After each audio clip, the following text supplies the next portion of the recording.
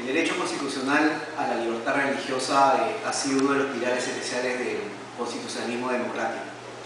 Este derecho ha tenido importante trascendencia en la evolución de la humanidad por distintos motivos, ¿no? Si nos remontamos a la Edad Media o inicios de la Edad Moderna, entenderemos por qué la libertad de poder creer en una religión determinada supuso también a su vez un reconocimiento de libertades para la persona, ¿no? Cuando Martín Lutero, en la época de la Reforma Protestante, de una u otra manera quiso hacer entender a las sociedades de la época que la religión podía ser concebida de manera distinta, o que en buena cuenta todos fuéramos profetas o enviados de Dios, se comenzó a crear la posibilidad de una suerte de tergiversación del sistema católico. Eso a su vez trajo distintas consecuencias para el sistema democrático de la época. ¿Qué supuso la reforma en aquella oportunidad? La idea según la cual uno cree en Dios, como lo hizo Lutero en alguna oportunidad, se da por la propia voluntad del ser humano, ¿no? Y que existe en buena cuenta la predestinación. Esto supuso un golpe muy fuerte para lo que fue la Iglesia Católica de la época. De hecho, con posterioridad supuso una fragmentación de la misma.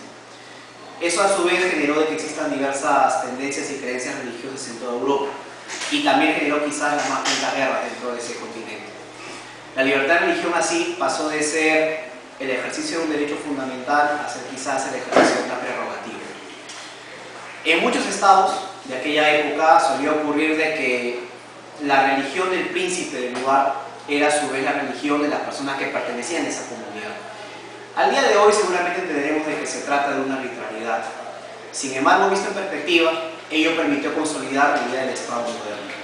La libertad de religión, es decir, la posibilidad de poder ejercer de manera libre las prácticas religiosas, fue de esta manera no solamente un ingrediente indispensable en el desarrollo de la autonomía de la persona, sino que al mismo tiempo supuso la consolidación de lo que es el Estado moderno. Considerar o identificar un pueblo con una religión permitió de que en la Europa de la época las personas sintieran identidad con una nacionalidad determinada. La libertad de religión de esta manera fue quizás una de las primeras libertades cuya importancia resultó ser trascendental en el sistema democrático. Y también quizás lo está por su gran conexidad con la libertad de expresión. No olvidemos de que en muchas oportunidades las distintas creencias religiosas, o quizás los principales escritos religiosos de la época, fueron fomentados a través de la libertad de imprenta, y eventualmente las restricciones o impedimentos que se realizaban en contra de las personas que difundían esta clase de información era al mismo tiempo una restricción de la libertad de expresión, como al mismo tiempo la libertad de poder profesar sus ideas religiosas, ¿no? Esa inestimable relación entre lo que es la libertad de religión y la libertad de expresión permitió comenzar a generar a un ser humano involucrado con la cosa pública, ¿no? Como se puede advertir, la libertad de religión permitió fomentar en el ser humano no solamente ya un lazo de dependencia, como usualmente se le ha visto en la religión, sino como un instrumento de liberación personal. La persona va a comenzar a tener la libertad tanto de creer como de no creer en algo. Y de esta forma, la libertad de religión empieza a ser una pieza esencial en el sistema democrático. Existen una gran cantidad de sentencias o de fallos que abordan la problemática de la religión en los países del norte de Europa y América Latina. Y esto supone a su vez un choque de creencias.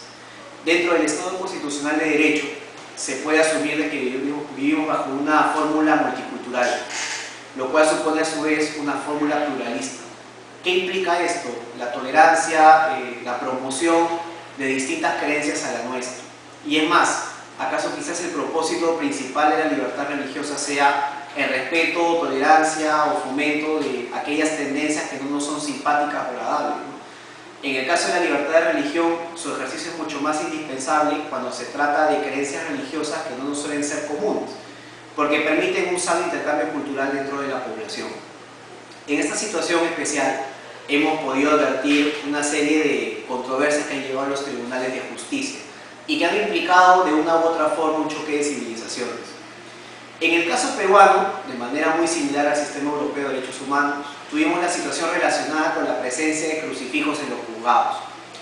¿Qué ocurría en el caso peruano? Evidentemente con la juramentación o en todo caso con la sola presencia de un imputado en algún lugar solía existir la presencia de un crucifijo, y hasta cierto punto se consideró de que la presencia de esta clase de crucifijos en algunas entidades era asumida como contraria a la libertad religiosa.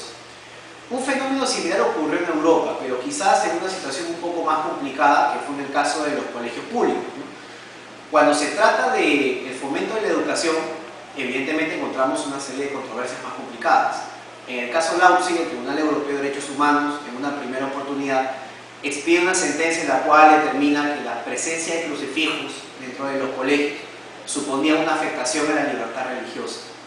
¿Por qué? Porque en relación con los padres se consideraba que podía de una u otra manera alterar la formación religiosa que ellos a su vez brindaban a sus hijos, que eran en ese caso los alumnos.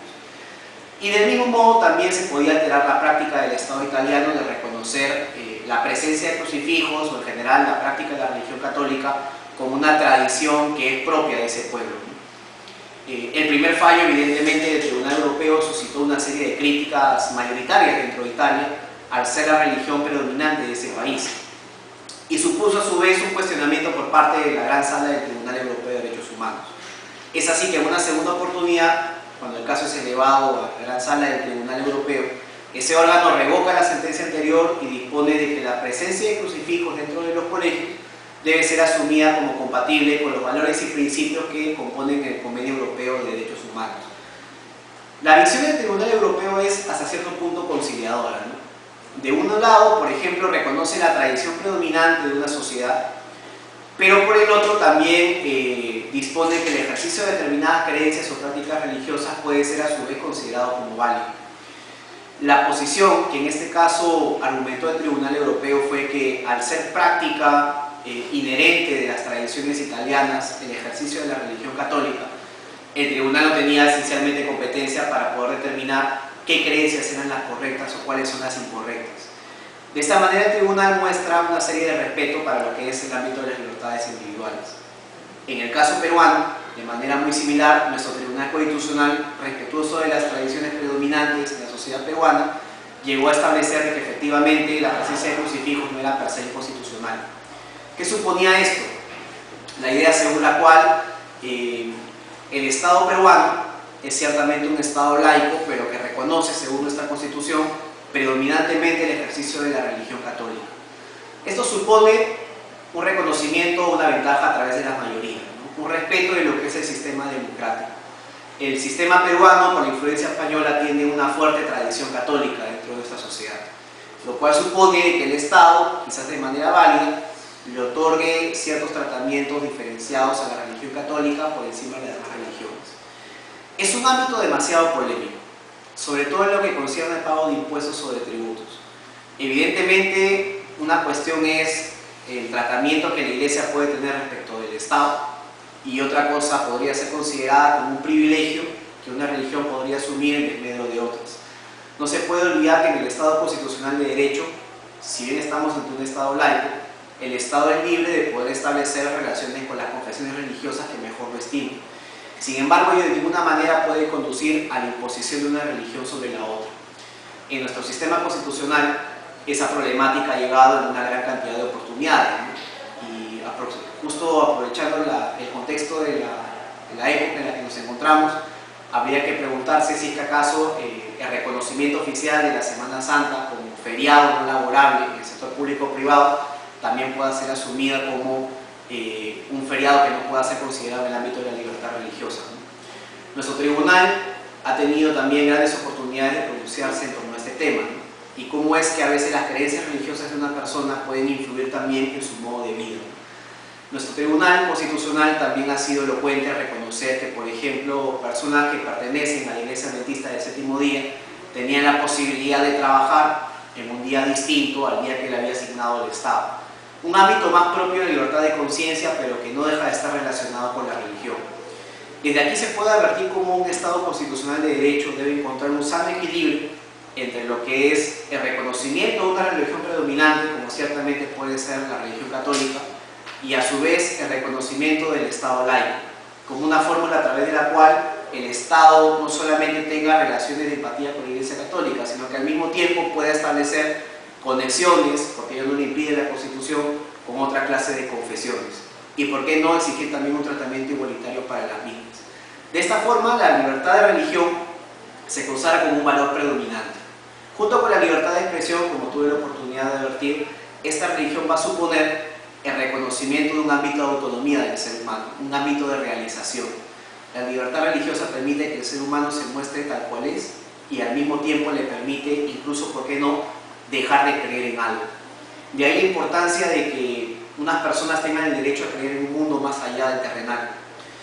Cuando se pensó, allá por la Edad Media, que existían dos mundos, un terrenal y un espiritual, se pensó de que nuestra presencia en esta tierra era meramente transitoria.